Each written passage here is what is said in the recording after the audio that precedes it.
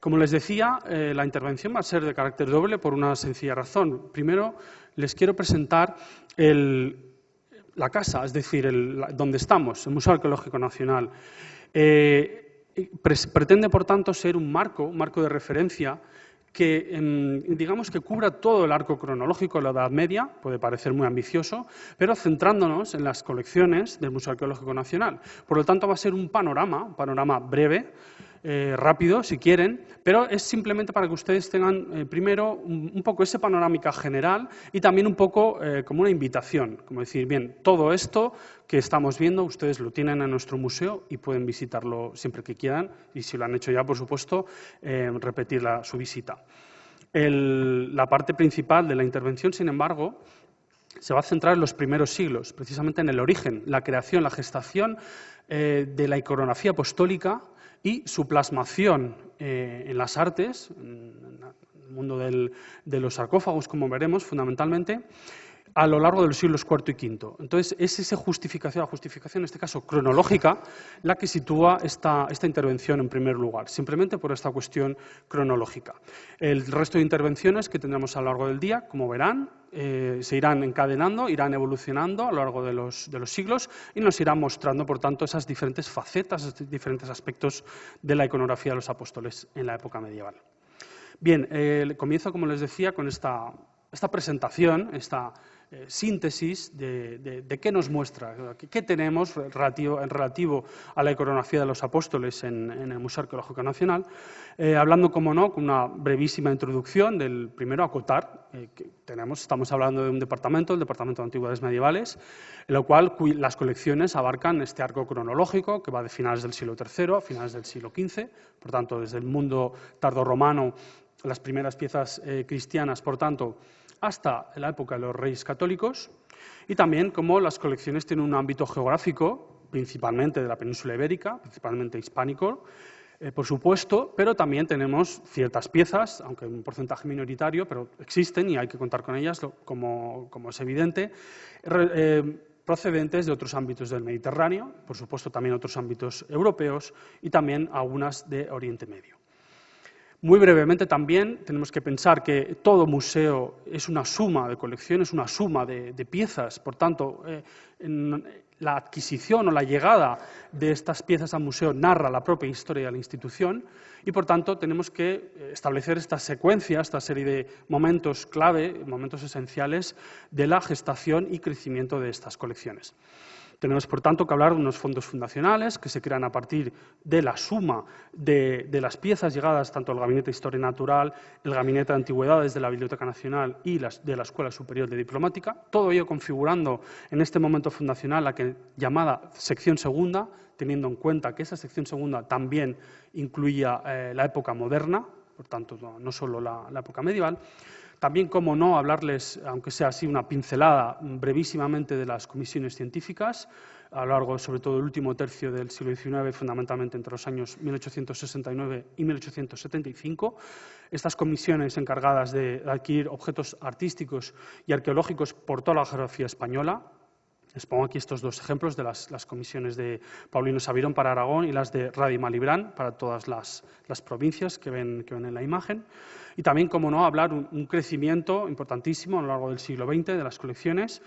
tanto por compra, por permutas, por donaciones, etcétera. Y también, como no, el ingreso, hasta el año 1985, el ingreso de piezas a través de las excavaciones arqueológicas. El año 85 marca un antes y un después en este sentido, ya que el cambio, todos los cambios legislativos, el cambio a la España de las autonomías, hace que todas las conferencias de cultura se transfieran a las comunidades autónomas y, por tanto, instituciones como la actual, como el Museo Arqueológico Nacional, dejan de tener ese ingreso por materiales procedentes de excavaciones arqueológicas, ya que estos materiales serán depositados en los correspondientes museos de las diferentes comunidades autónomas. Por tanto, a partir de este nuevo marco competencial, el ingreso de piezas se ve reducido, lógicamente, a partir del año 85, fundamentalmente a partir de compras y donaciones.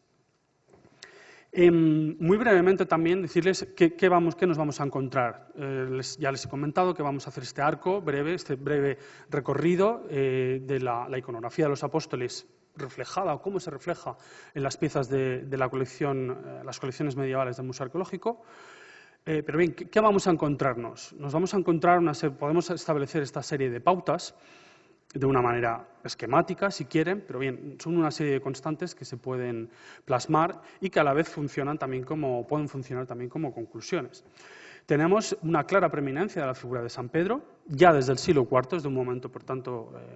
incipiente, con las escenas de la llamada trilogía petrina, que veremos en la segunda parte de la intervención. También, como no, las representaciones simbólicas de los apóstoles como símbolo de pilares de la fe. Veremos un caso muy claro, muy concreto de esta simbología. También, cómo no, hablar de la diversidad iconográfica de la presencia del Colegio Apostólico, es decir, cómo el Colegio Apostólico aparece en diversos contextos iconográficos distintos a lo largo tanto de las diferentes técnicas o materias o ramas de las piezas artísticas arqueológicas, es decir, pintura, escultura, etcétera, y también a lo largo, cómo no, de la evolución cronológica. Y en este caso tenemos que hablar, pues, de los apóstoles como discípulos de Cristo, que lo veremos también en una de las piezas más antiguas. También, como no, los apóstoles dentro de un contexto iconográfico bien acuñado, bien definido, como es la Última Cena, así igualmente con escenas como la de la dormición de la Virgen, etcétera. Tenemos también, como no, la presencia aislada de apóstoles en contextos iconográficos ya cerrados, estandarizados, como son, por ejemplo, la crucifixión, en la cual, como sabemos, aparece la figura de San Juan Evangelista. Como no, también el tetramorfos, los 4 evangelistas. En fin, como sabemos, 2 de ellos son también apóstoles y, por tanto, en ese sentido, pues tendremos una presencia de apóstoles en estos contextos iconográficos que no son propiamente, por ejemplo, un colegio apostólico. También, como no, tenemos que llamar la atención sobre el desarrollo puntual de la iconografía de ciertos apóstoles, algunos de ellos, ni mucho menos todos, como veremos, y fundamentalmente en los casos del apóstol Santiago y también, como no, de la figura de San Andrés. Bien, como les decía, partimos de finales del siglo III, principios del siglo IV, con toda esta serie de sarcófagos que vamos a tratar con mucho más detalle en la segunda parte de la intervención, en los cuales tenemos que establecer ya desde este primer momento una clara distinción entre las piezas importadas de Roma, pero ya importadas en la antigüedad, es decir, que ya viajan, ya son objeto de comercio en el mundo tardo-romano, como también, lógicamente, las piezas ejecutadas por los propios talleres locales hispánicos. Por tanto, les he puesto, lógicamente, 2 ejemplos de los más importantes, en los cuales ya hay una presencia de iconografía apostólica muy evidente, pero insisto que los trataré con más detalle en la segunda parte. Avanzando en el siglo, como les decía, va a ser un recorrido fugaz, rápido, tenemos una presencia minoritaria, casi podemos decir anecdótica, de figuras de apóstoles que precisamente se enmarcan en otros contextos iconográficos, como les enumeraba en esos puntos básicos, en ese resumen. Tenemos, por tanto, que hablar de la presencia de la figura de San Juan Evangelista, pero simplemente como formando parte, tanto en el caso de la crucifixión, como vemos en una de las 2 valvas de este encolpio. Disculpen, la imagen es buena, no es que la imagen sea mala, sino que el estado de conservación de la pieza no es óptimo, pero en este caso tenemos la figura de Cristo crucificado y a ambos lados 2 pequeñas figuras correspondientes a San Juan Evangelista, precisamente, y la Virgen María. Les pongo aquí el detalle de San Juan, que prácticamente, como ven, no se aprecia. Pero en el reverso sí vemos más claramente las figuras de los 4 evangelistas en medallones e incluso la inscripción identificativa, donde vemos perfectamente el inicio, el arranque de la inscripción Johannes. En estos siglos, como les decía, tenemos esa presencia dentro de unos contextos generales, como figuras aisladas, sin identificar en este caso, presencia de imágenes de apóstoles, como en esta estola bizantinizante, depende de quién la clasifique, optará por una u otra opción, en este caso una pieza no expuesta, conservada en los almacenes, procedente de la Catedral de Calahorra, en la cual, pues bien, vemos nuevamente esa presencia, digamos, dentro de estos contextos más generales, presencia aislada de figuras apostólicas. Nuevamente tenemos que hablar de esta presencia en piezas muy importantes desde un punto de vista histórico y artístico, como es la cubierta de sarcófago de Alfonso Ansúrez, procedente de Sahagún, como muchos de ustedes conocerán, muy importante en el sentido de la datación, es decir, es una de las primeras piezas del primer románico español, que ya incluye una fecha exacta, de una datación que corresponde. La datación en la inscripción viene dada por la era hispánica, que traducimos al 1093 después de Cristo, y en la cual vemos nuevamente esta presencia de dos apóstoles que en realidad aparecen en la pieza por ser también evangelistas. Cómo no, tenemos que hablar también de otra de las piezas más importantes o más destacadas de la colección del Departamento de Antigüedades Medievales del Museo Arqueológico Nacional, como es el Beato de San Pedro de Cardeña. Todos conocemos, o todos ustedes sabrán la importancia vital para la evolución, para la Edad Media hispánica de los beatos, los códices ilustrados elaborados a partir de un primer beato redactado por Beato de Liébana en el siglo VIII, pero que bien que esta producción hispánica continúa a lo largo de todos los siglos de la primera Edad Media, sobre todo la Alta Edad Media y la Plena Edad Media, y uno de estos ejemplares, uno de los datados conocidos como beatos tardíos, es precisamente el Beato de Cardeña, conservado en buena parte, no todo él, ya que también, como sabrán, está una pieza fragmentada que ha sufrido mucho. Una parte se conserva, por ejemplo, en el Metropolitan Museum de Nueva York, pero que sepan que el grueso, el porcentaje mayor, lo conservamos en el Museo Arqueológico Nacional y que lo pueden ver, por supuesto, en la sala 27 del museo, y que también, por supuesto, tiene esta serie de estas ricas ilustraciones, estas iluminaciones en las cuales, por supuesto, aparece la figura de San Juan Evangelista. Aquí entramos en la pieza que enumeraba al principio, en ese resumen que les comentaba de los apóstoles en contextos simbólicos, como pilares de la fe, decía. Bien, estas son 3 de las 4 piezas conservadas, hay una cuarta que no conservamos, que no conocemos, de estos soportes de altar del monasterio de San Payo de Altantares, como saben, contiguo, muy cercano a la Catedral de Santiago de Compostela, en la cual 2 conservamos en el Museo Arqueológico Nacional. La tercera formó parte de esta colección, pero precisamente por una permuta donación, entre comillas, con el Folk Art Museum, precisamente de la lauda de Alfonso Ansúrez que veíamos antes, marchó a este museo norteamericano, que es donde la podemos contemplar hoy en día. Vemos, por tanto, esta secuencia de los 12 apóstoles, 3 por columna. Tenemos que pensar que ocupan cada una de las,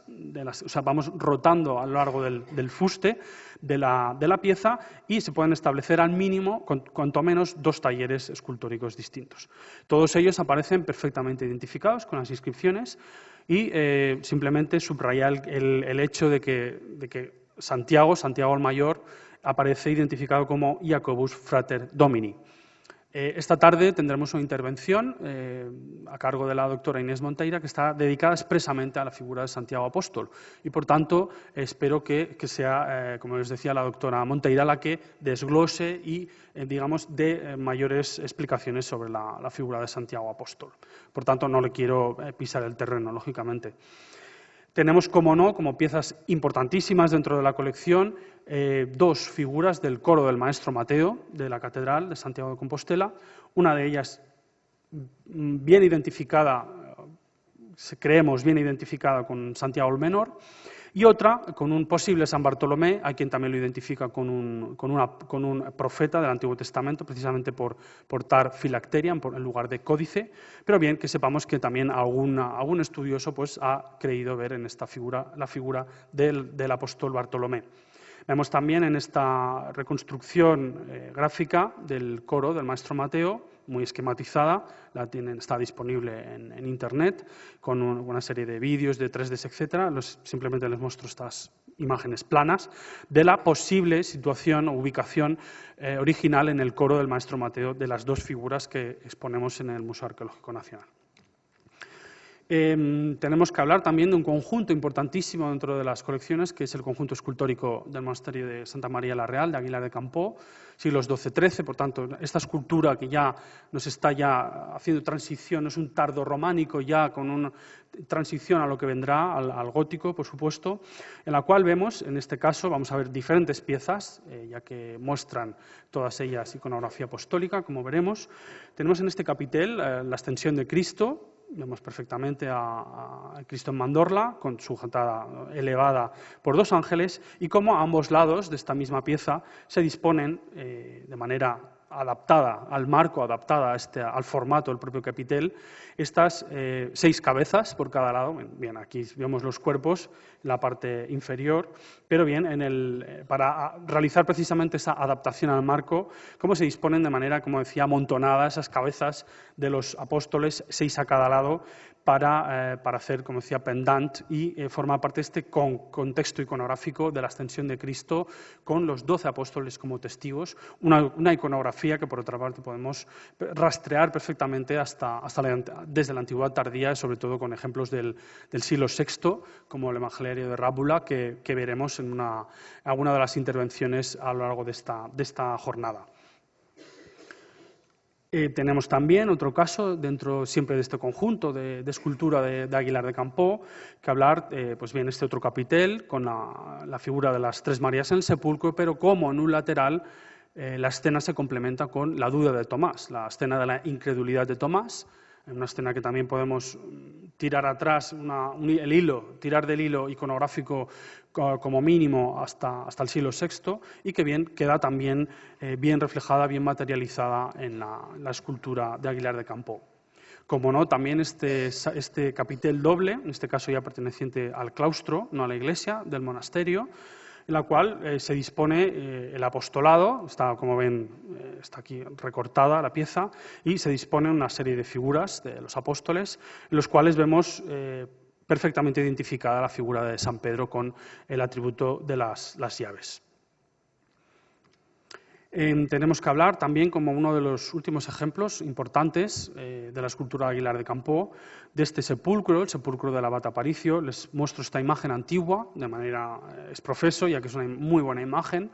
Tenemos imágenes nuevas, actuales, en color, fantásticas, digitales, pero quería mostrarles esta imagen, como decía, antigua, ya que tiene un buen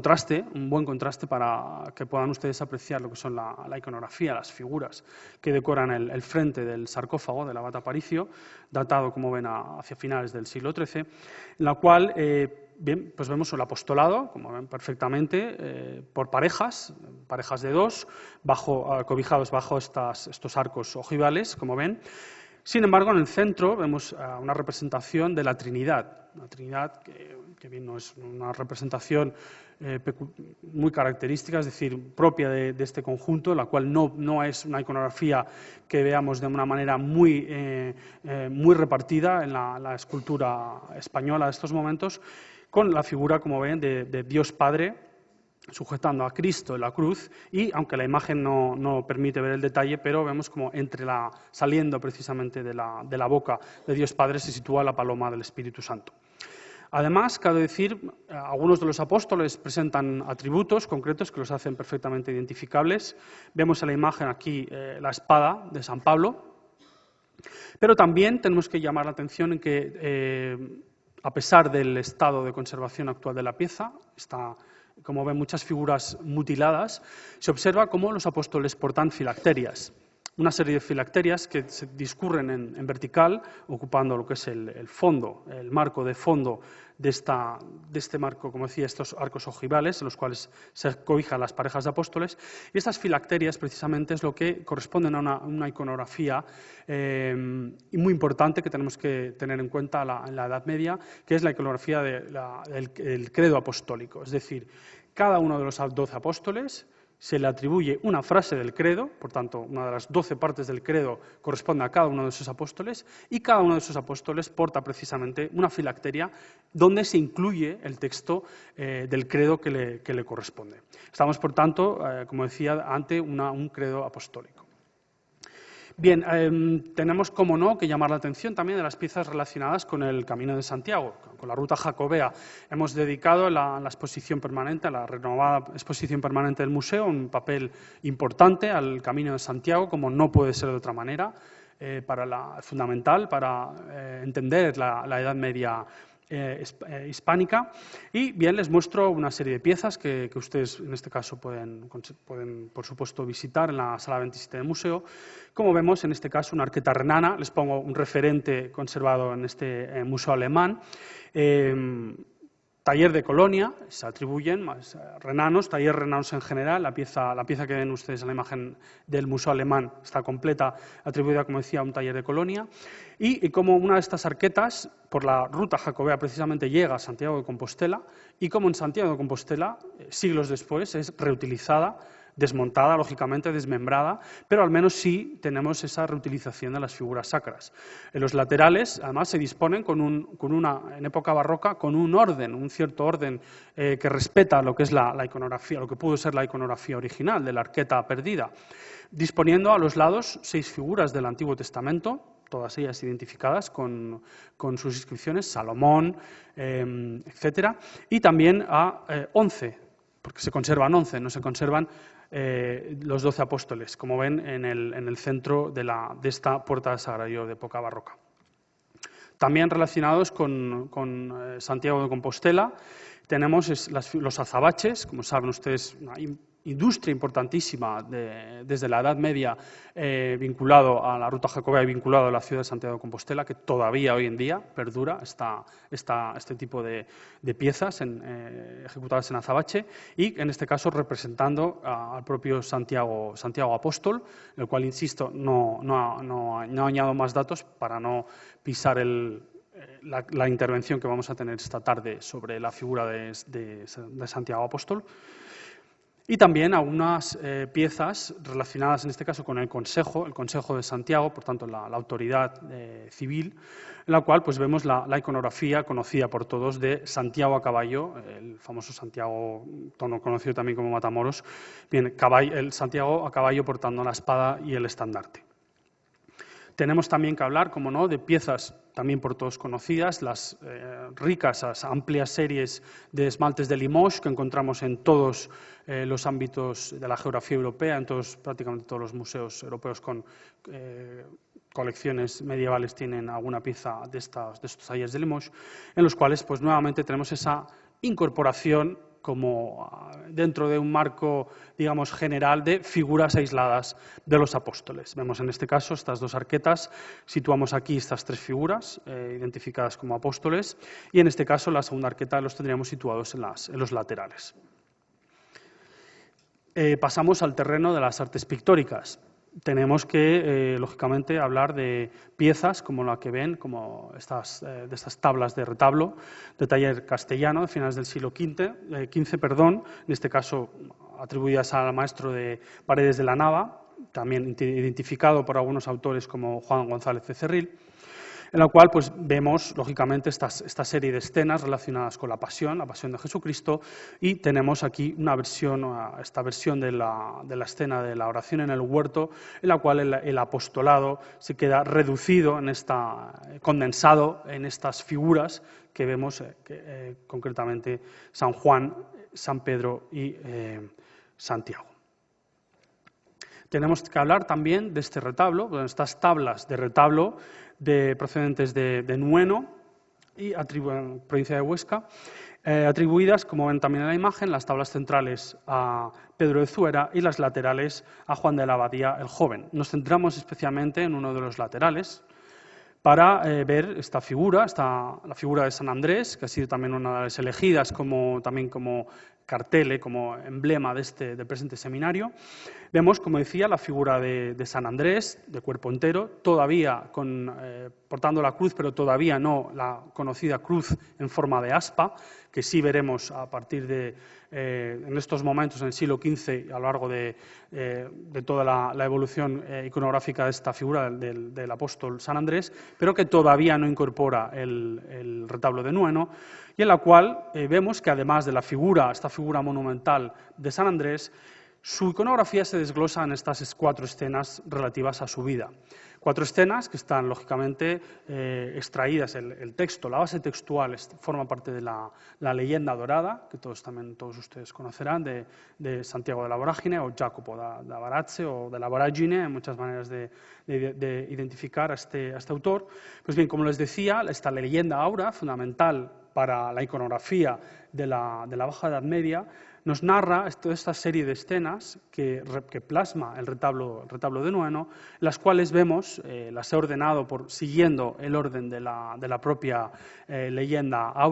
áurea, las cuales vemos en primer lugar a Andrés arrastrado por estas calles, las calles de Margundia, encontrarán también a veces Murgundia, en todo caso otros traductores hablan de Etiopía en general, cuando Andrés acude a esta región para liberar a Mateo. Pues bien, cuando posteriormente, inmediatamente después de liberar a Mateo, San Andrés es capturado y arrastrado por las calles de esta ciudad. Posteriormente, vemos como Andrés expulsa a 7 demonios transformados en perros en la ciudad de Nicea.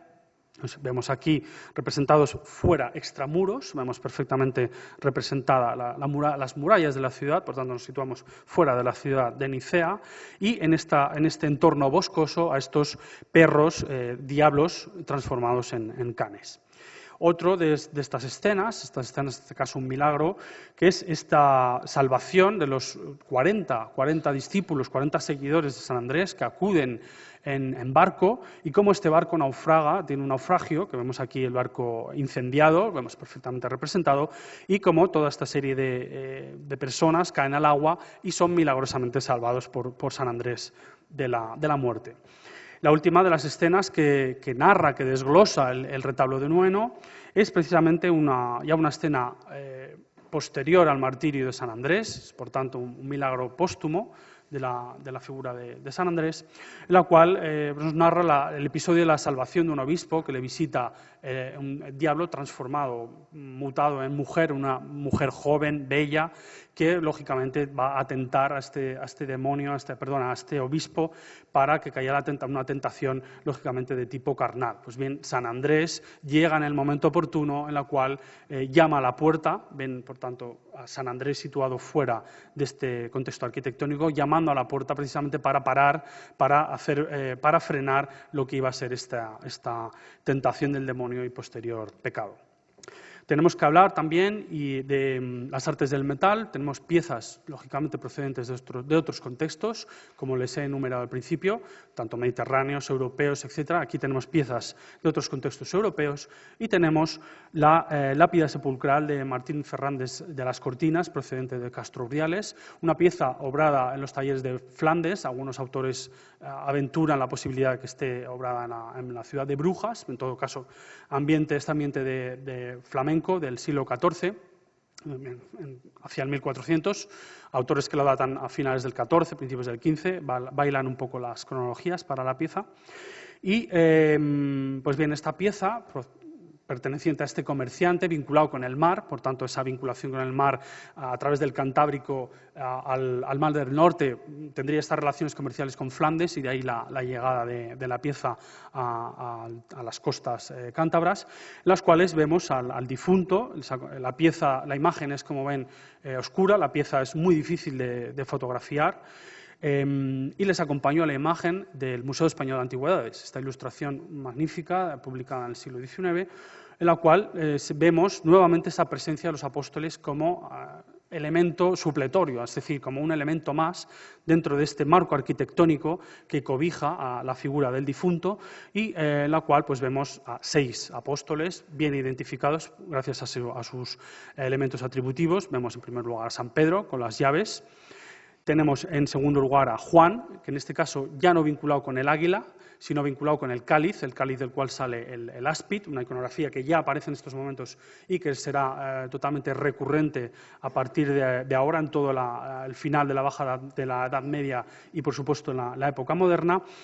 San Andrés, que ahora sí ya porta la cruz en aspa, la famosa cruz de San Andrés, que todos conocemos. Y en el costado contrario tendríamos a San Pablo con la espada como atributo, Santiago con la venera, la concha de peregrino, y por último lugar a San Bartolomé con el cuchillo relacionado con su propio martirio. Dentro de este mundo de las piezas europeas que llegan a nuestro país y que conservamos en el Museo Arqueológico Nacional, tenemos que hablar, lógicamente, también como manufacturas muy importantes, fundamentales, la Eboraria, como piezas de máximo lujo en la época, de toda esta serie de dípticos de marfil, obrado también, según algunos autores, los talleres de París, según otros autores también lo llevan a la zona del Rin.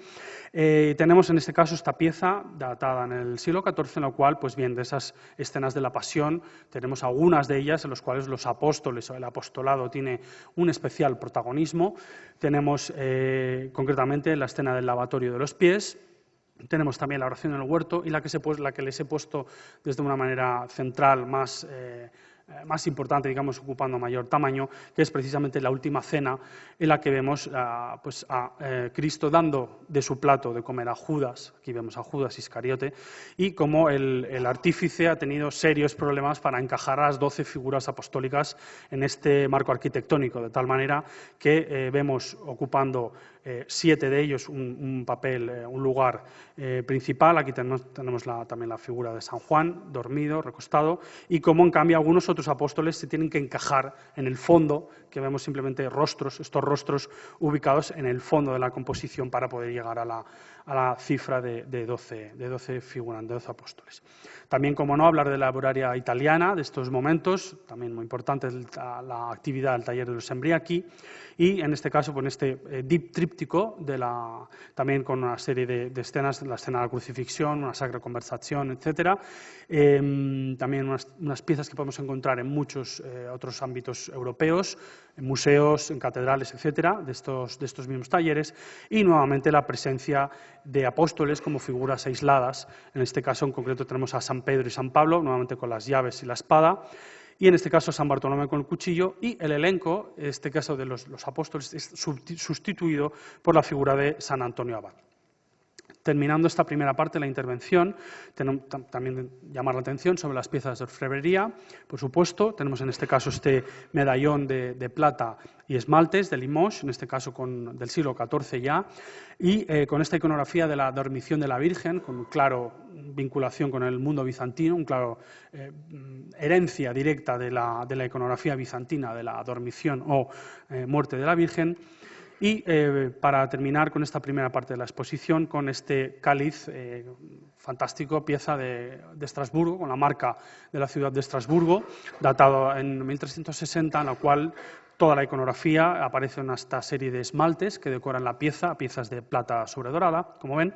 y una iconografía muy compleja, muy rica, en la cual vemos, en primer lugar, en los medallones, en estos medallones vemos una serie de esmaltes representando tanto a Cristo y a la Virgen como a diversos apóstoles. Aparecen aquí consignados: Pedro, Pablo, Juan y Bartolomé, todos ellos con sus atributos. En la parte intermedia vemos figuras del Antiguo Testamento y finalmente toda una serie de escenas cristológicas que van desde la Anunciación a la Ascensión de Cristo, configurando un contexto iconográfico que tampoco quiero pisar el terreno a otra de las intervenciones que va a haber esta tarde, que tenemos que hablar del doble credo, el doble credo que, como decía, veremos con más detalle esta tarde.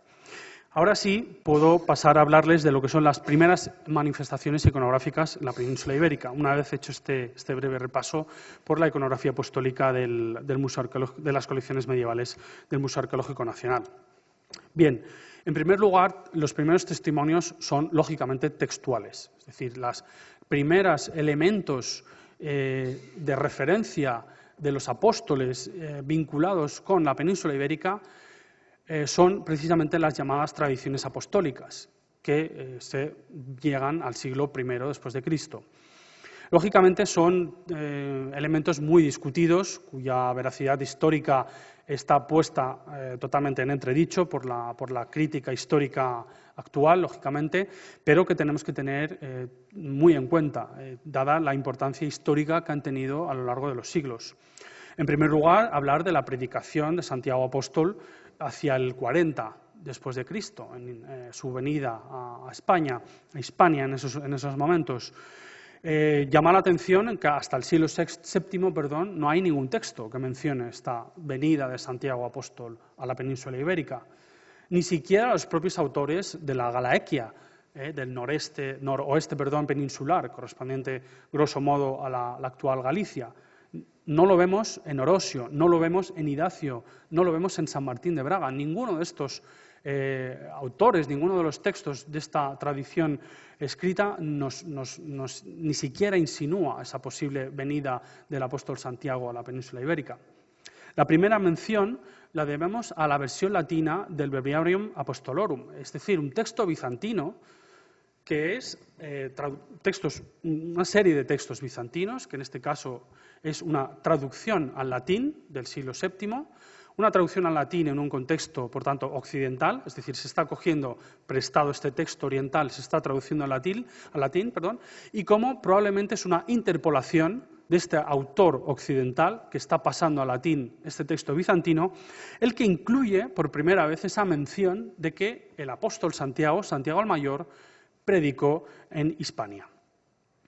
Es de todos conocido también, por muchos de ustedes seguro, que esta mención de la llegada de Santiago a la península está recogida por Isidoro de Sevilla. Esta atribución, lógicamente, en el siglo VII, parte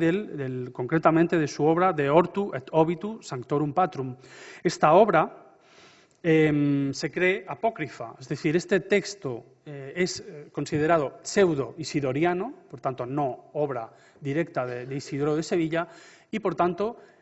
es deudor precisamente de la traducción latina del Breviarium Apostolorum. Es decir, que el Breviarium Apostolorum sería el primero que hace esa mención y como de ahí es tomada, es transmitida a estos otros textos. En último lugar, decirles bien que todo lo que es los detalles de la predicación, el viaje, como ustedes saben, el viaje milagroso por barco, etcétera, así como la aparición de la Virgen en Zaragoza, todos estos elementos hagiográficos de la figura de Santiago no aparecen hasta documentos del siglo XIII. Otra de los puntos muy básicos, importantes dentro de estas primeras tradiciones apostólicas de la península ibérica es, como no, el proyecto de viaje de San Pablo. Bien, este viaje se ha situado, en caso de que se hubiera producido, entre el año 63 y el 67 después de Cristo, es decir, desde que sale la fecha 62-63 cuando sale de prisión, está en prisión en Roma, San Pablo, como ustedes saben, y la fecha, lógicamente, de su martirio, el martirio que nuevamente lo sitúa en Roma. Pues bien, entre esos años donde se pudo haber dado este viaje de San Pablo a Hispania. El anuncio, es decir, el proyecto de viaje, lo incluye el propio San Pablo en la epístola a los romanos, y es posteriormente, pero bien, se insinúa simplemente que es un proyecto, es decir, no se afirma en ningún caso que se haya producido el viaje, y es ya escritos posteriores, en este caso el Papa Clemente I, en su epístola a los Corintios, donde ya detalla que efectivamente Pablo viajó al extremo occidental, tampoco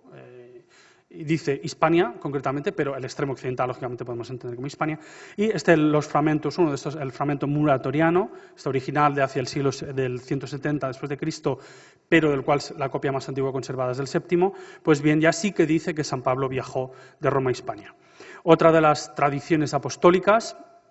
las cuales tampoco se ha podido constatar una 100% su veracidad histórica, ni mucho menos,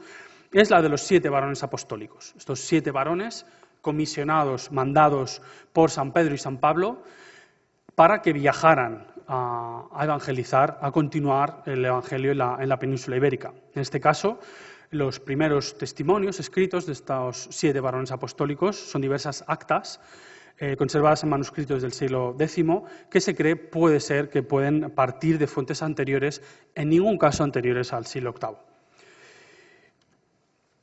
En cuanto a los primeros testimonios históricos, ahora sí ya con una cierta, confirmación desde un punto de vista de la historia desde un punto de vista actual, de cómo lo entendemos hoy en día la investigación histórica. Tenemos algunos testimonios, como decía, por diversos padres de la Iglesia. En este caso tenemos el primero de ellos, Ireneo de León,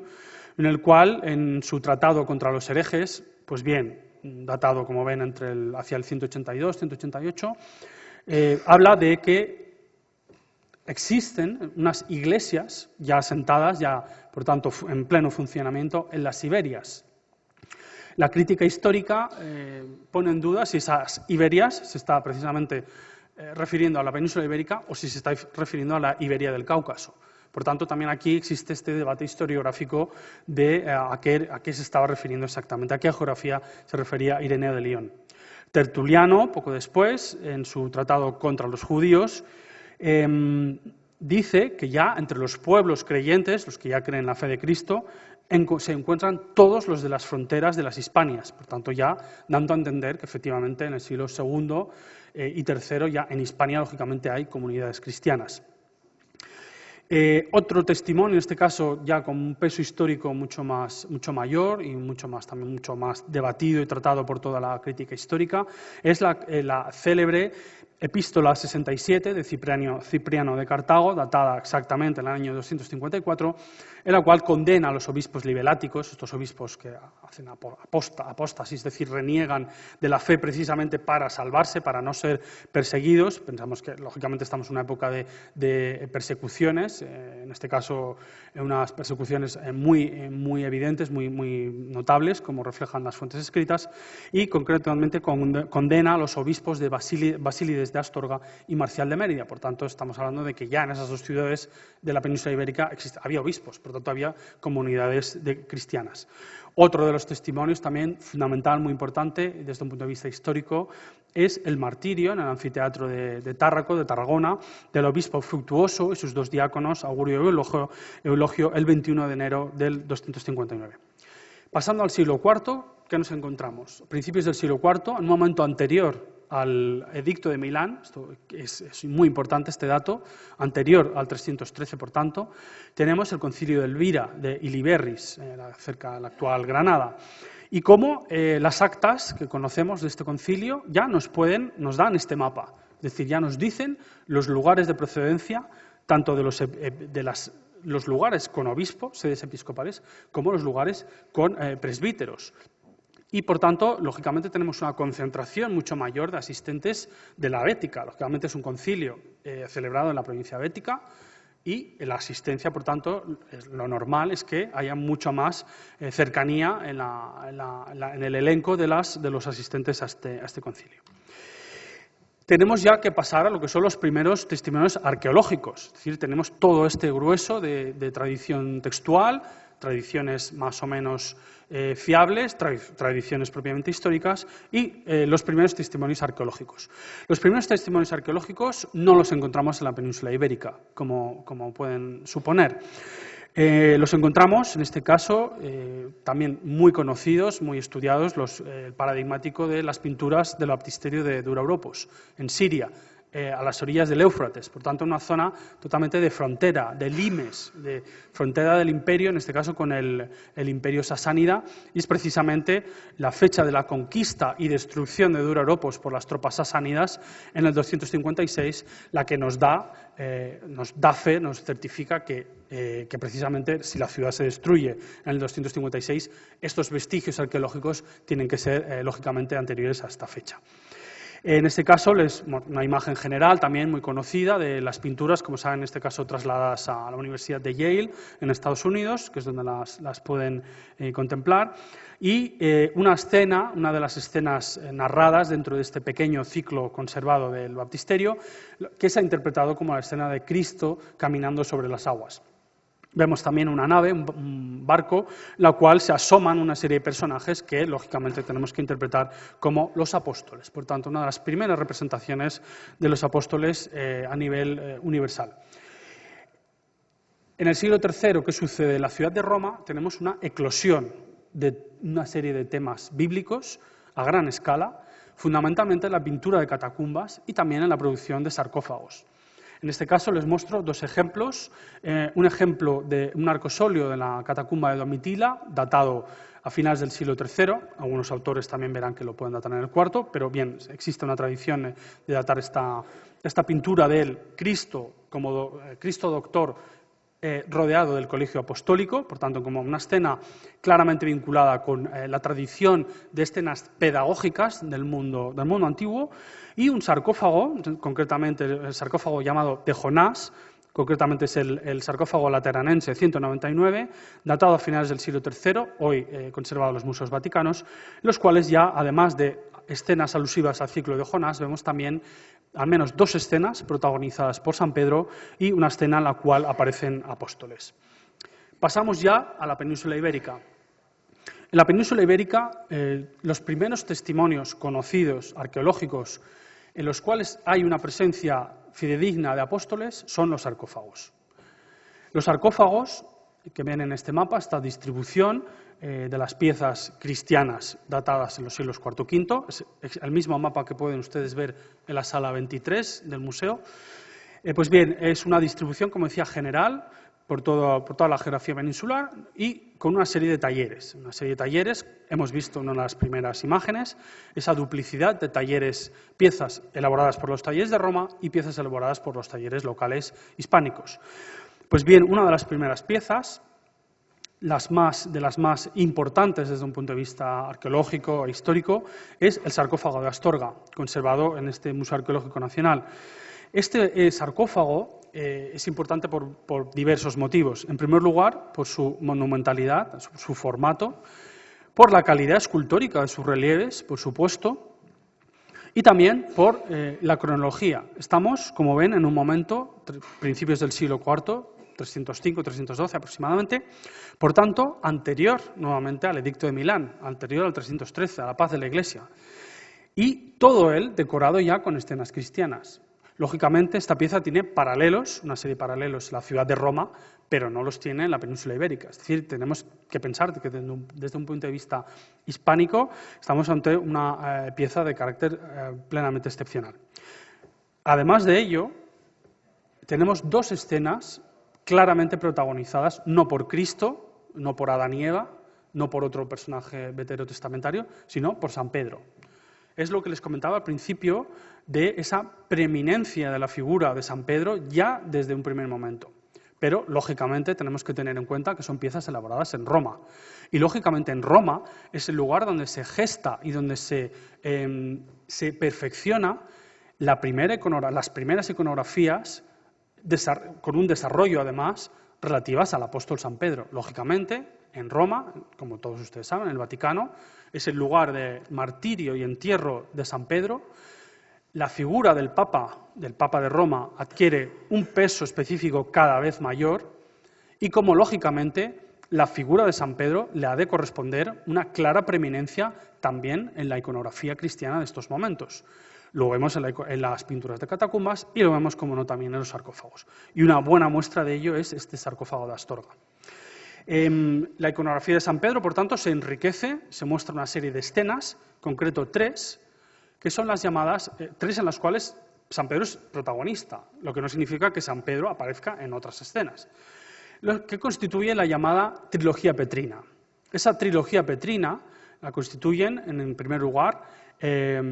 la negación, la escena de la negación, también conocida, la triple negación, conocida como escena del gallo, que no vemos todavía en el sarcófago de Astorga, pero que sí veremos posteriormente. Y las 2 escenas de una narración consecutiva, tomada de diversas fuentes textuales, apócrifos, por supuesto, textos también de la patrística, de los padres de la Iglesia, todos ellos bien recogidos y bien conocidos, en los cuales se narra el aprisionamiento de Pedro y posterior conducción a prisión y cómo en prisión obra un milagro, el milagro de la fuente. Un milagro en el cual Pedro, encarcelado, toca la pared, toca una roca que está en la pared y cómo de esa roca surge agua, un manantial de agua. Automáticamente los 2 soldados que lo custodian quedan bautizados, se bautizan con esa agua y, por tanto, una significación iconográfica muy importante. En primer lugar, la escena del arresto, que veremos en otras piezas, vemos 2 soldados romanos de la época, 2 soldados bien identificados con este sombrero, la túnica cincta por un lado, pero también el pileus panonicus, este sombrero, en origen procedente de Panonia, pero en este caso ya que era el sombrero utilizado por los soldados romanos de estos momentos, y bien cómo cogen firmemente a la figura de Pedro para conducirlo a la prisión. En la escena de la prisión, como vemos aquí, el agua Esta escena no suele ocupar el interior de los sarcófagos, es una escena que solemos ver con mucha mayor frecuencia en uno de los extremos, por una cuestión de composición, es decir, si la situamos en uno de los extremos del sarcófago, la composición funciona mucho mejor, pero bien, en el sarcófago de Astorga y en otros, lógicamente, no es el único, ocupa un lugar intermedio dentro de la pieza, y como les decía, esta agua, los soldados nuevamente, los mismos soldados con el Pileus Pannonicus, arrodillados, bautizados. En este caso es doblemente importante, ya que se nos está presentando a San Pedro como nuevo Moisés. Tenemos que tener en cuenta que, desde un punto de vista iconográfico, la escena del milagro de la fuente no es otra cosa que un calco de la escena del milagro de la roca protagonizado por Moisés en el Antiguo Testamento, cuando Moisés hace brotar agua del desierto. Pues bien, hay una vinculación iconográfica ex professo, es decir, buscada, premeditada, de vincular a la figura veterotestamentaria de Moisés con la figura neotestamentaria de San Pedro. La iconografía petrina, como tal, o sea, con las tres escenas, no aparece de una forma ya cerrada hasta la época constantiniana. Por tanto, es lógico que en piezas anteriores, como el sarcófago de Astorga, todavía tengamos 2 de 3, pero no las 3 escenas. Ello sucede, como les decía, ya en el momento constantiniano, como bien refleja esta pieza, el conocidísimo sarcófago del Dogmático de los museos vaticanos, en los cuales vemos nuevamente a las 2 escenas que veíamos con los soldados con el Pileus Pannonicus, la escena del arresto, la escena del milagro, ahora sí ocupando uno de los extremos de la composición, pero como vemos precedida de la escena de la negación, la escena del gallo. La época constantiniana es una época fundamental para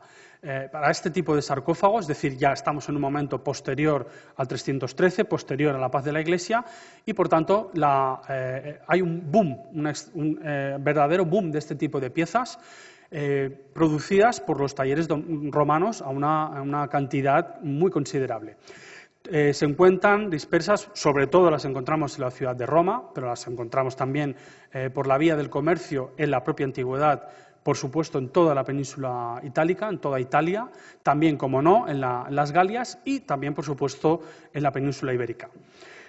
Otra de las piezas emblemáticas, en este caso ya constantiniana, como les decía, es este sarcófago, el sarcófago de Berja, lógicamente que he puesto también porque conservamos en el Museo Arqueológico Nacional, en la cual se ven cómo se discurren esta serie de escenas, algunas de ellas, como veremos, de gran interés iconográfico, y vemos ahora sí esa tercera escena que nos faltaba de la trilogía petrina, que es la escena de la negación. Vemos aquí a Cristo y a San Pedro junto a otra figura apóstol, identificada como apóstol, pero entendida como una figura más, una figura que ocupa el fondo de la imagen, un poco recordando también a este díptico francés que veíamos, un poco como figura de relleno, ¿no?, de este fondo de la escena. Y aunque está mutilado, vemos a los pies de estas figuras de Cristo y San Pedro la figura del gallo, la presencia del elemento del gallo. Sin embargo, vemos también la orante, este elemento de la orante, que también se le han dedicado muchos estudios iconográficos, hay mucho debate todavía en torno a este elemento de la figura de la orante, ya que para algunos autores tenemos que identificarlo con el difunto, es decir, el difunto al cual pertenece el sarcófago. Sin embargo, esta hipótesis también falla, ya que en algunos casos conservamos epígrafes, conservamos la inscripción de la persona a la cual perteneció el sarcófago. Y en muchos casos son varones, son difuntos varones. Sin embargo, el centro de la escena está ocupado por la orante femenina. Si bien existen algunos casos de orantes masculinos, no son otra cosa que readaptaciones. Es decir, la orante es femenina y posteriormente el artífice lo ha retocado para convertirlo en una figura masculina. Así, por ejemplo, en un sarcófago de la iglesia de San Félix de Gerona. Pero bien, como que tengan en cuenta que la figura de la orante, en este caso identificada por algunos autores como flanqueada por los apóstoles, es decir, como 2 apóstoles, también en muchos casos identificados como Pedro y Pablo, son los que ayudan a la orante precisamente en su transcurso, en el más allá, en alcanzar la gloria celestial. pero tienen que tener en cuenta que si en este caso podríamos tener esa ambivalencia, esa posible duda de si estamos ante estos dos apóstoles, veremos posteriormente cómo empiezas que ello no sucede, ya sea bien por el tema de la inscripción que les comentaba o bien porque en lugar de dos figuras tenemos únicamente una. El sarcófago de verja, sin embargo, es mucho más importante por esta escena. Esta escena, que es característica propia, exclusiva de esta pieza, no obstante, insisto, elaborada por los talleres de Roma, la cual ha sido identificada desde hace ya muchas décadas, incluso desde Joseph Pilpert a principios del siglo XX,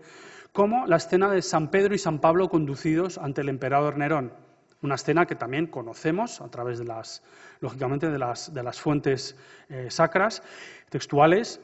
pero que aparece únicamente plasmada en un sarcófago constantiniano romano, en este sarcófago de verja, precisamente. Vemos aquí a las dos figuras, nuevamente agarradas, en este caso el soldado no lleva pileus panoicus, ante este personaje entronizado, una silla curul, una sella curulis, por tanto de un personaje de alto rango, que no es otro, como decía, que el emperador Nerón. El emperador Nerón, en este caso, tenemos que entender que está representado de una manera genérica. No se está intentando, ni mucho menos, no es la idea, la voluntad del taller de representar al emperador Nerón como tal. Aquí tenemos una imagen del emperador Nerón para que todos ustedes puedan comparar, del antiquarium del Palatino, sino que simplemente, en este caso, la representación del emperador Nerón, al cual es conducido San Pedro y San Pablo con el desenlace que todos ustedes conocen, que es el martirio de ambos santos, pues bien, es simplemente el leitmotiv, el cliché del malo, del villano. Es decir, encontramos piezas en las cuales se representa, por ejemplo, a Nabucodonosor. Encontramos en este caso al emperador Nerón. Es decir, son esquemas, arquetipos iconográficos, en este caso formales, de representación del personaje negativo, el que encarga, el que asume toda esa carga de negatividad. Otra de las piezas interesantes que conservamos también es este sarcófago de Erustes, nuevamente con la escena del gallo, aunque la pieza está mutilada, pero por comparación, por paralelos, es conocido que representa la escena del gallo, en este caso con una superficie muy erosionada, lamentablemente, y una escena que nuevamente, como vemos, adquiere un protagonismo en este sarcófago, el sarcófago de Martos, el cual pertenece ya a un momento posterior, vemos ya la cronología, 330, 350, en los cuales los sarcófagos ya se decoran con esta serie de columnas, son los sarcófagos llamados columnados, en los cuales ya las escenas no están abigarradas, como veíamos, sin solución de continuidad, sino que ya se regularizan, se compartimentan, como decía, con estas columnas, a veces árboles también, depende de las piezas. En este caso, como les decía, vemos la escena del gallo, que es la única en la cual un apóstol tiene un protagonismo iconográfico relevante. En todas las demás vemos Cristo acompañado de un apóstol, pero el peso iconográfico, el papel de protagonista, lo adquiere siempre Cristo. La escena del gallo la vemos en esta variante iconográfica que presenta este sarcófago de Leiden, conservado en este museo de Holanda, lógicamente de taller romano, una de las piezas de mejor factura escultórica de toda la serie de sarcófagos del siglo IV, y vemos que incluso ya la escena se comprime, es decir, se fusiona con otra. Vemos aquí este otro personaje arrodillado ante Cristo, que es la escena de la hemorroísa, una escena muy común, muy frecuente en los sarcófagos del siglo IV romanos, y que ahora como economía de espacio, como decía, se fusiona. El término utilizado por la bibliografía es se contamina, se habla de contaminación iconográfica, con la escena del gallo que se adapta en este caso a una columna, un fuste de columna sobre el cual se dispone la figura del gallo. Otra de las piezas más relevantes dentro de esta serie, conservada en el territorio hispánico, en España, de estos sarcófagos romanos, es esta pieza de Castiliscar. Ocupa hoy en día el altar mayor, está utilizada como altar mayor de la iglesia de San Juan Bautista, de esta localidad, de esta pequeña localidad de Zaragoza, en la cual es otra de las variantes tipológicas de esta rica serie de piezas de taller romano, y en las cuales le muestro nuevamente la escena de la orante para que podamos establecer esta comparación, en la cual ya ni siquiera está flanqueada por dos figuras, es decir, si siempre se hablaba de estas dos figuras, apóstoles, familiares incluso se ha planteado, pues bien, ahora incluso la composición se altera y una de las dos figuras está simplemente ya directamente formando parte de la escena consecutiva, que no es otra que el milagro de los panes y los peces. Eso sí, la orante ocupa esta posición prioritaria, principal dentro de la pieza y acompañada por esta figura barbada que podíamos interpretar tal vez como apóstol. Las últimas piezas, dentro de la última serie de estos sarcófagos de taller romano, lo presenta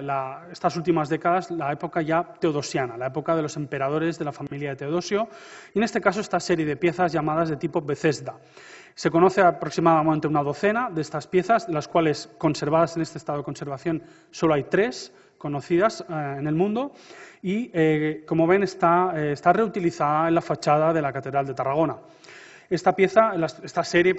llamada de Bethesda, se deriva el nombre precisamente por el protagonismo que adquieren las escenas alusivas al milagro de la curación del paralítico en la piscina probática de Bethesda, precisamente. En este caso tenemos que volver otra vez a ese escaso protagonismo de los apóstoles, que aparecen como figuras supletorias junto a la figura de Cristo, que vemos aquí, Cristo duplicado, en este caso realizando el milagro de la curación del paralítico, que ya porta él mismo incluso el lecho sobre sus espaldas, y esta figura que podemos identificar ya como San Pedro, ya a estas alturas del siglo IV ya está fijado el aspecto fisonómico del apóstol San Pedro, con esta barba corta y cabello hasta bien entrada a la frente. Dentro de esta serie de piezas de la época que les decía, la época teodosiana, tenemos que tener muy en cuenta también la serie de los llamados sarcófagos de la Traditio Legis. La Traditio Legis, que no es otra cosa que la entrega de la ley, la nueva ley, por parte de Cristo. Esta Traditio Legis, que en un porcentaje elevadísimo, y sobre todo en la escultura romana de estos momentos, se efectúa a través de Cristo, lógicamente, al apóstol Pedro. El apóstol Pedro ocupa siempre en la izquierda, desde nuestro punto de vista a la derecha, pero desde el punto de vista de Cristo se sitúa a la izquierda de Cristo, San Pedro, y a la derecha se sitúa San Pablo. Vemos, como les decía ya, la identificación precisa de al menos dos de los apóstoles, como es San Pedro, con la barba corta, y por la otra parte San Pablo, una barba algo más larga, en este caso algunas veces puntiaguda, no es el caso, y cierta calvicie. Estos dos protagonistas, los llamados príncipes de los apóstoles, aparecen, como les decía, indefectiblemente en estas posiciones exactas que les comentaba. Esta pieza, por tanto, conservada en Arles, como ven, presenta lo que es el canon iconográfico de la Traditio Legis en la escultura del siglo IV, que es Cristo entregando la ley a Pedro. Pedro, además, que está portando una cruz. Vemos perfectamente el rollo de la ley desplegado y cómo es recibido por Pedro. ¿Qué sucede? Vamos a ver un cambio importante. Este es el sarcófago de Puebla Nueva, que conservado en el Museo Arqueológico Nacional y, como hemos visto al principio de la intervención, obrado por talleres locales hispánicos. Hemos tenido la fortuna de analizar el mármol de la pieza, de poder estar en una muestra, analizarla en los últimos años, y hemos confirmado que se trata de mármol de Estremoz. Era una percepción que se tenía desde un punto de vista macroscópico, tradicionalmente, pero hemos podido confirmar a través de análisis. La pieza está obrada en mármol de Estremoz, lo que confirma su ejecución por talleres locales hispánicos. Como ven, la iconografía es una iconografía heredada de la tradición romana, la Traditio Legis. Vemos a los 12 apóstoles en este entorno columnado, sin embargo hay una serie de diferencias muy importantes. En principio, vemos como el canon de las figuras es completamente distinto, son figuras estilizadas, muy alargadas. Lamentablemente no conservamos las cabezas, como vemos ha sido mutilada. La pieza es muy importante por diversos motivos, nuevamente. En este caso es la única, en este caso en la península ibérica, hallada in situ, es decir, esta pieza fue hallada en el siglo XIX en el mausoleo en este mausoleo para el cual fue hecha, es decir, para el cual fue pensada. Vemos una imagen de los años 60 de las excavaciones del Instituto Arqueológico Alemán con el edificio terminado de excavar. Vemos la cripta, esta cripta por la cual se desciende por estos peldaños, y precisamente aquí, en este punto exacto que les señalo con el puntero, con el ratón, es donde fue hallado en el siglo XIX el sarcófago de Puebla Nueva. Estos son simplemente un detalle de los análisis, que vea que los resultados que hemos obtenido con las conclusiones que les comentaba. Y ahora sí, el tema de la cuestión iconográfica. Se ha estudiado mucho la pieza, se han hecho muchas conjeturas sobre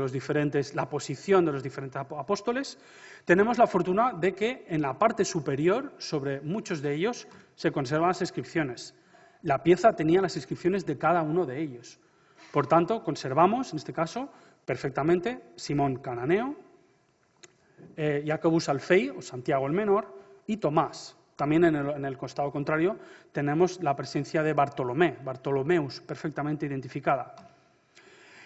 Las relaciones entre los apóstoles, que podemos conocer gracias a las inscripciones, gracias a esa cierta fosilización de las posiciones, sabemos dónde están San Pedro y San Pablo, aunque no tengamos las inscripciones, podemos intuir también el porqué de estos ritmos, esta variación en sus figuras, hablando, por ejemplo, de que justo al lado de Cristo tenemos a Pedro, como sabemos, y a su lado a otro apóstol, un apóstol que le está tocando el hombro. Se ha interpretado como un posible San Andrés y, por tanto, como un posible gesto fraternal entre Andrés y y Pedro. Por otra parte, tenemos otra escena curiosa, como uno de los apóstoles le está entregando a otro un objeto, una especie de capsa, que él recibe con las manos veladas, es decir, con sumo respeto. Pues bien, gracias a algunos testimonios textuales, Eusebio en la Historia Eclesiástica, Jerónimo en De Viris Illustribus, pues bien, se interpreta como una posible aproximación a una entrega por parte de Mateo, entrega del evangelista Mateo, de su evangelio a Bartolomé para que lo fuera a predicar en la India. Pero bien, centrémonos en la escena central. Como les decía, San Pedro y San Pablo ocupan el lugar que todos conocemos. Pues bien, aquí Cristo no está entregando la ley a Pedro, sino que está entregando la ley a San Pablo. Estamos, por tanto, ante una traditio legis Paulo. Estas traditio legis Paulo son más propias de geografías orientales, es decir, no las encontramos de una manera tan clara en la escultura romana de sarcófagos de estos momentos y, sin embargo, sí las encontramos en geografías orientales o muy estrechamente relacionadas con el Oriente Mediterráneo. En este caso, concretamente, les pongo simplemente dos ejemplos de los sarcófagos de Rávena. Hay muchísimos más en los cuales queda perfectamente plasmada esta iconografía que les comentaba de la Traditio Legis Paulo. Un caso incipiente romano en el cual Cristo se está dirigiendo a Pablo, pero no está ejecutando el acto de entregar la ley. Simplemente un precedente que rompe un poco ese monopolio, digamos, romano, o de las piezas romanas, de la Traditio Legis al apóstol Pedro. Como les decía, hemos perdido la información valiosa de los rostros, de las cabezas del sarcófago de Puebla Nueva. Por suerte tenemos un relativo paralelo, que son los fragmentos de sarcófago hallados en el yacimiento de Carranque, también en la provincia de Toledo. En Carranque se han hallado, entre otros, fragmentos como este, que presentan un paralelo muy, digamos, sintomático, muy importante respecto a la iconografía. Es decir, tenemos una figura con más volumen, más relieve, pero que podemos identificar muy probablemente como apóstol. Vemos un tipo de sandalias, etcétera, un remate del palio, un remate inferior, que nos habla de una relación, creemos, evidente o que puede parecer evidente entre ambas piezas. Por fortuna, en Carranque sí conservamos una cabeza, un rostro, de lo que de alguna manera puede ser un reflejo, aunque sea indirecto, de lo que pudieron ser las cabezas de sarcófago de Puebla Nueva. Además, esta cabeza de Carranque, presenta unos rasgos, una fisonomía, que nos acerca a un tipo de retratos, el llamado Eutropius typus, a partir del Eutropio de Viena, como decía, que aparecen o que tienen una cierta repercusión en la escultura que conocemos de finales del siglo IV y principios del V. Paradójicamente, el fragmento con cabeza de Carranque refleja una serie de elementos que nos relacionan o nos vinculan precisamente con el Eutropius typus. Tenemos un mismo tipo de peinado hacia adelante, un tipo de arrugas en la frente marcadas, la expresión con la mirada girada hacia un lado y, en este caso, las mejillas y el arranque de la barba. Tenemos que tener en cuenta, además, que en estos momentos, los finales del siglo IV, principios del siglo V, la producción de sarcófagos de Roma cesa. A partir del 410, con la irrupción de Alarico en la ciudad de Roma, se considera que los talleres cesan la producción a gran escala y, por tanto, los centros principales hispánicos, como en este caso Tarragona, tienen que nutrirse de piezas de otros centros. Es muy importante la producción de piezas de Cartago, del norte de África, en la cual, entre otras, tenemos este sarcófago llamado de los apóstoles, precisamente porque las figuras de San Pedro y San Pablo ocupan este lugar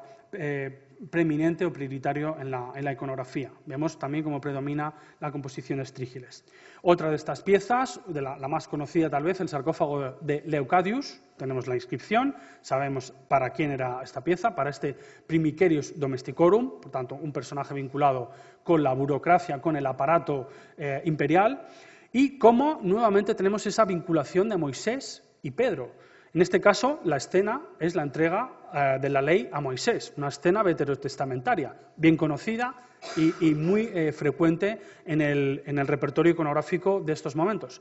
Sin embargo, en esta pieza de Leucadius, el rollo de la ley se ha sido inscrito, se le ha grabado un crismón, por tanto, un elemento cristiano, con el alfa y la omega. Nuevamente, este referente del Eutropius typus que les comentaba, que podemos rastrear, podemos ver de una manera indirecta, si queremos ya de tercera mano incluso podríamos decir, pero que tiene este destello, este reflejo incluso en estas piezas de Cartago. Otras imitaciones de los talleres romanos que tenemos, por ejemplo, en este sarcófago también hallado en Tarragona, en el perdido o demolido convento de Santa Clara, probablemente también ejecutado por talleres del norte de África, y vemos cómo no es más que una copia burda de dos escenas de la trilogía petrina, que veíamos, por ejemplo, en Astorga. Pues bien, vemos aquí una confusión de brazos, de elementos anatómicamente mal dispuestos, por unos talleres, una mano de obra local, que no hace otra cosa que reflejar, plasmar la iconografía y tipos de composición de los talleres romanos. Lo mismo sucede con otras piezas locales hispánicas, ahora sí, como son estos fragmentos de Tona, Barcelona, en los cuales, bien, vemos esta escena central, claramente dominada por una cruz, este brazo con el dedo índice extendido, probablemente correspondiente a un apóstol, que no es otra cosa que una transposición de esta iconografía de los talleres romanos. En este caso, la escena de la cruz de Cristo, con los dos soldados, y en este caso ya el crismón, el labarum, también una transposición del labarum constantiniano, para no representar lo que es la crucifixión propiamente dicha. En este caso, este tipo de sarcófagos, conocidos como de la Pasión, el único reflejo que sí tenemos en la península ibérica de los talleres de Roma es esta pieza hallada y conservada en Valencia, en la cual pues simplemente la iconografía se condensa o se simboliza todavía más. Es decir, ya las figuras humanas son sustituidas por figuras animales y ya lo que podrían ser figuras apostólicas son representadas a través de estos dos cuadrúpedos. Para terminar, tenemos este referente, el sarcófago de Alcaudete, que nos lleva ya a la segunda mitad del siglo V, un momento ya por tanto avanzado, muy avanzado, en los cuales los apóstoles nuevamente son simplemente estos elementos complementarios de las escenas de lo que es el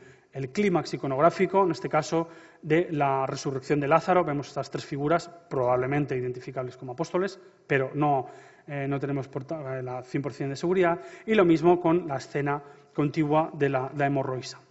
No quería terminar sin destacar o sin llamar la atención sobre otras piezas, no todos son sarcófagos. Tenemos este fantástico elemento de vidrio hallado en los últimos años en el yacimiento de Cástulo, cerca de Linares, en la provincia de Jaén, que actualmente pueden contemplar, pueden ver en el Museo Arqueológico de Linares, en los cuales se plasma esta traditio legis a Pedro, la traditio legis tradicional, digamos, romana, pero en un material como es el vidrio. Y ahora sí, para terminar, hablarles de una ausencia, la ausencia de la iconografía apostólica en las artes pictóricas de los siglos IV y V. Tenemos el muy conocido también cúpula del mausoleo de Centelles, cerca de Tarragona, en las cuales pues, la franja intermedia está ocupada por toda una serie de temas bíblicos que, como les muestro simplemente a título de ejemplo, Daniel en el foso de los leones, la escena de Jonás, una escena del ciclo de Jonás, pero no conservamos ninguna alusiva a los apóstoles. Y lo mismo para el que supone el único mosaico con iconografía figurada de los mosaicos conocidos también mosaicos de las Baleares, hoy perdido, que es este mosaico de la Basílica de Casfrares o Santa María del Camí, en Mallorca, en un dibujo de Alexandre Sureda de 1833. Como les decía, esta pieza fue destruida por el propio propietario del terreno donde apareció el mosaico y que, como les decía, era el único mosaico de las Baleares